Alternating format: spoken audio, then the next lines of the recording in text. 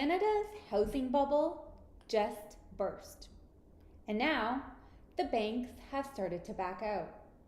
Behind closed doors, they are backing out of deals. And if you're waiting for some big, flashy announcement, let me tell you, you guys are not going to get one. They're just pulling financing, walking away from deals, and canceling loan approvals, telling entire condo projects to figure it out on their own. And this is how the collapse always starts. Hello folks, my name is Raluca MacKenzie, and if you're new here, welcome. And if you've watched some of my other videos, thank you so much for joining me again today on this video about the lending fiasco and how banks are leaving people hanging. So foreclosures, delinquencies, people crushed by HELOC debt, we've already talked about that in a previous video. But now there's the lenders. When banks decide it's no longer worth the risk, and that's exactly what we're seeing right now. I mean, you're not going to hear this from RBC or TD or CMHC, but I will show you what is actually happening because this whole thing is unraveling. And if you thought foreclosures were bad, believe me, this is even worse. Now, let's start with what's happening behind the scenes. Several of Canada's major lenders are pulling back on mortgage approvals.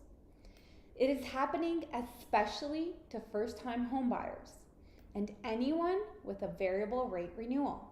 Why? I mean, it's because they know property values are falling. Appraisals are coming in too low, risk is going up, so they're walking away. They're even doing it to fully pre-approved buyers. I mean, imagine this. You're shopping for a new home, you sign the deal, and then you get a call from your bank saying, I'm sorry, but the funding has been rejected. That's already happening to so many people right now. I've talked to multiple colleagues just this week who have seen it firsthand. Banks are looking for any excuse to get out of high-risk lending.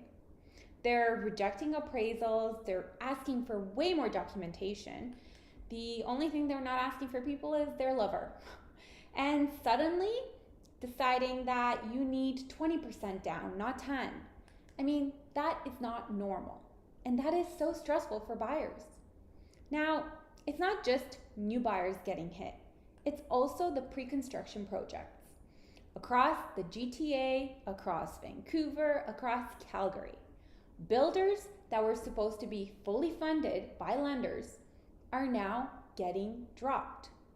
Lenders who committed in 2021 are now backing out in 2025 because they know that those units are now worth far less than the original financing.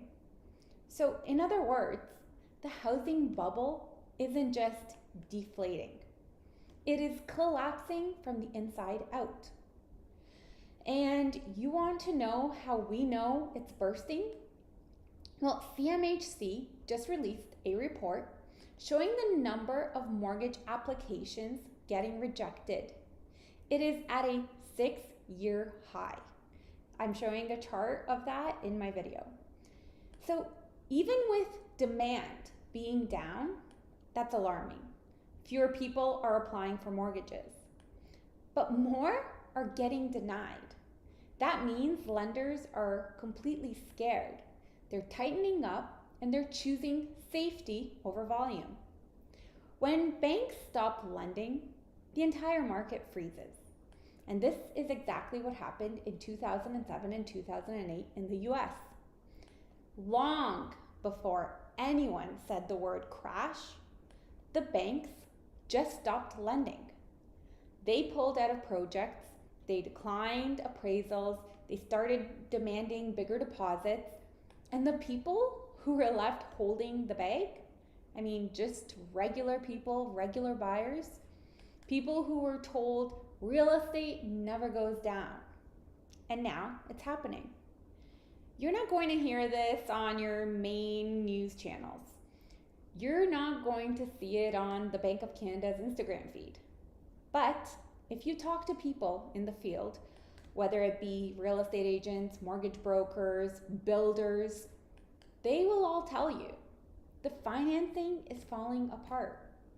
Now, let me be really clear about one thing. This isn't just about Toronto condos or luxury properties. This is happening across all types of properties. It's happening in small towns, in second-tier cities, places like Barrie, Milton, Bowmanville, Kelowna, Regina. These aren't investor-only areas. These are places where regular families live, and the banks are saying no. Now, why are they doing this?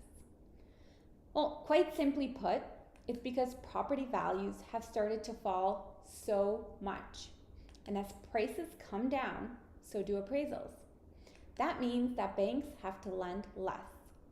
But that means more buyers need to make up the difference in cash, which, let's be honest, most of them can't. So what happens next? Well, deals fall apart and sales go down, listings pile up, and eventually the sellers pay the price. So we're already seeing that right now. It is now July, and the number of terminated listings in the GTA hit the highest level since 2017. And those weren't all just, greedy sellers trying to sell for $500,000 over asking. A lot of those were just financing failures, deals that couldn't close, or houses just sitting there on the market. And so this turns into a domino effect, and it has now started. So let's talk about the HELOCs, the home equity lines of credit. The quiet debt crisis hiding under this whole market. Canadians are carrying more HELOC debt than ever. It's over $170 billion nationwide. But the part that not a lot of people are talking about is banks can freeze or cancel HELOC access at any time. If your home value drops far enough, they can say, sorry, but your equity is not safe anymore. And they don't have to ask, they just do it. We saw it in 2008 in the US, and we're already seeing it now right here. Quiet HELOC freezes, especially on investment properties or cottages, are happening in BC and Ontario. And once this happens, your fallback is gone because you can't borrow more against your equity. You can't refinance, and you feel stuck. This is why banks pulling out matters so much, because they're not just leaving risky buyers behind. They're abandoning the entire middle class. The people who bought a home in 2018, 2019, or even 2020, thinking that they were doing the right thing. They were told to build equity, build wealth, ride the market. But now that market is turning, and the banks see it firsthand. So the banks start running. Now, let's not forget how much of this market was built on cheap money. From 2015 to 2021, borrowing was nearly free, and banks didn't care. If you had a heartbeat and a down payment, you were approved. But now that's over, and the only thing left holding this whole market up was the assumption that lending would stay strong. But it's not. The scary part about all of this is the government can't really stop this. You can't legislate banks into lending, and you can't make them approve people. They make risk-based decisions. And right now, Canada's housing market is one giant risk. They see the delinquency rate going up, they see the over-leveraged borrowers, and they see the HELOCs maxed out. So of course, they're going to pull back on financing.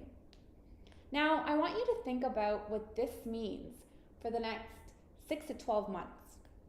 If banks continue to walk away from projects, if buyers can't close because of financing, if appraisals keep coming in low, then the market stalls.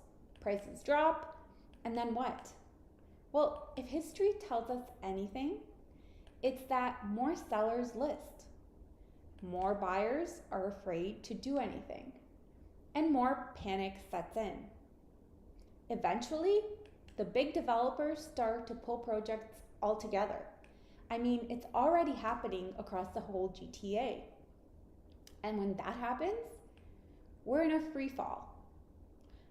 There are already projects in Vaughan, Mississauga, and even downtown Toronto where units sold for $1,200 a square foot at launch and now appraised at $800 to $900 a square foot or less. That is a massive drop before closing. And guess who's on the hook?